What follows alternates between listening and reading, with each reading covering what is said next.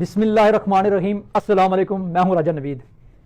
جیسا کہ ویڈیو کا ٹائٹل آپ نے دیکھ لیا ہے، حق خطیب سرکار گرفتار ہو چکے ہیں، آستانہ بند ہو چکا ہے۔ اقرار الحسن کے ثبوت پیش کرنے کی وجہ سے اقرار الحسن نے سارے ثبوت،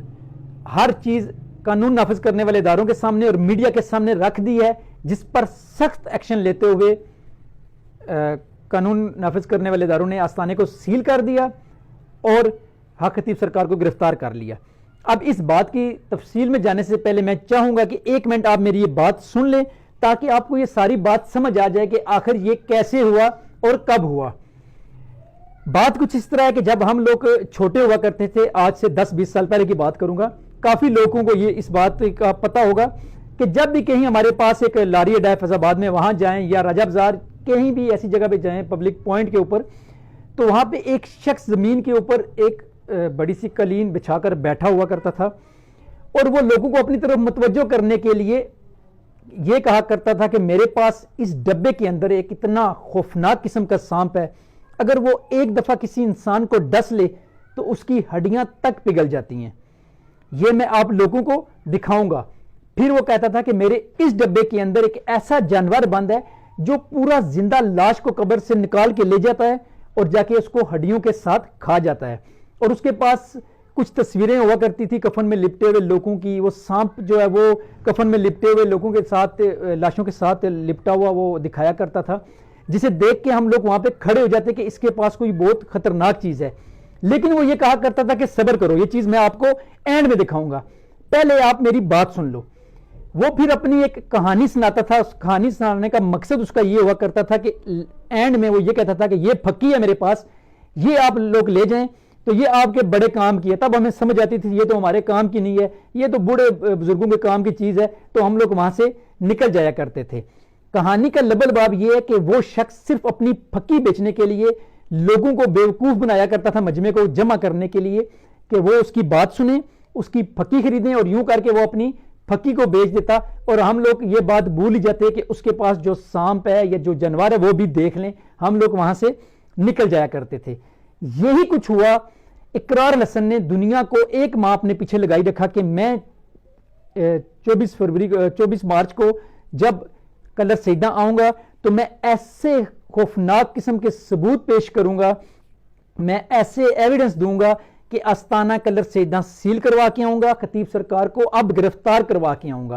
اور جو اس کے فالوور تھے اور جو اس کے دیکھنے والے تھے، جو اس کی خبر کو سچا اور اتھینٹک مانتے تھے، ہماری طرح جیسے ہم بچے ہوا کرتے تھے، اس مداری کی باتوں میں کھڑے ہو جایا کرتے تھے، اس مداری نے بھی ان لوگوں کو اپنی طرف متوجہ کر لیا، اور آپ لوگوں نے مسلسل اس کو فالو کیا اور اس کی ہر بات کو اتھینٹک جان کر اس کو دیکھتے رہے۔ اور اینڈ پر ہوا کیا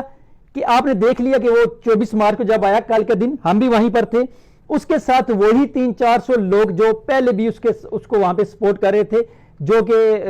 اس کے انویسٹر ہیں، انہوں نے آگے کوئی ارینج کیے ہوئے ہیں یا جو بھی ہے، اور اتنے اچھے لوگ تھے، وہ اتنا اچھا ہجوم تھا کہ کسی نے لڑکیوں کو ہراس کیا، وہ بھی بات سوشل میڈیا کے اوپر اوپن ہے، اسی کے لوگوں نے، کسی نے وہاں پہ ایک کئی وارداتیں ڈالی جس میں جو وہاں کا انتظامیہ تھا اسی کے پیسے وغیرہ اور ڈاکومنٹس چوری ہو گئے، اس طرح کے لوگوں کا ہجوم گٹھا کیا وہاں پہ، اور پھر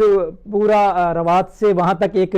ماحول بنایا مداری والا، پھر وہاں پہ گیا اور وہاں پہ ایک تقریر کی جیسے کوئی لیڈر کرتا ہے، اور نہ ہی کچھ ثبوت، نہ ہی کوئی ایویڈنس، کچھ بھی نہیں، صرف آپ لوگوں کا ٹائم ویسٹ کیا، ہم لوگوں کا ٹائم ویسٹ کیا روزے کی حالت میں۔ کل میں جب وہاں گیا تو مجھے بڑی مایوسی ہوئی کہ اس شخص کے پاس اگر کچھ تھا نہیں تو اتنی کہانیاں اور اتنی ڈرامے بازی کس لیے؟ خیر میں سمجھ گیا یہ بھی اپنی پھکی بیچ رہا تھا، جو اس کی یہاں پہ بکی نہیں، اس کی بلیک میلنگ یہاں پر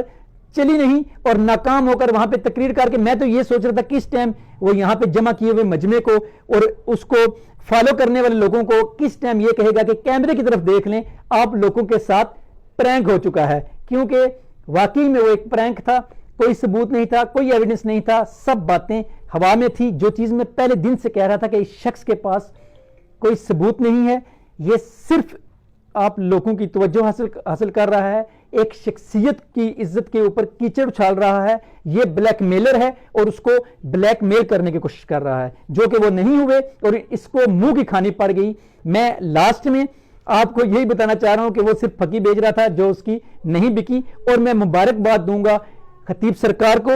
اس چیز کا کہ اللہ نے ان کو عزت دی اور اللہ ہی نے ہی ان کی عزت کی حفاظت کی. یہ شخص وہاں سے ایک دفعہ پھر اپنے پورے مجمع کے ساتھ اپنی پوری پاور کے ساتھ ذلیل اور رسوا ہو کر واپس آ گیا اور یہ نہ کچھ ثابت کر سکا. اور دنیا نے دیکھا کہ جس کو اللہ ذلیل کرنا ہو وہ اس طرح ذلیل کرتا ہے. پہلے یہ اپنی ٹیم کے ساتھ اکیلے ذلیل ہوتا تھا, اب بھی اس نے پنڈی, اسلام آباد اور لاہور کی اور بھی سوشل میڈیا کی ٹیم بنائی اور ان کے سامنے ذلیل ہوا. اجازت چاہوں گا, اللہ حافظ.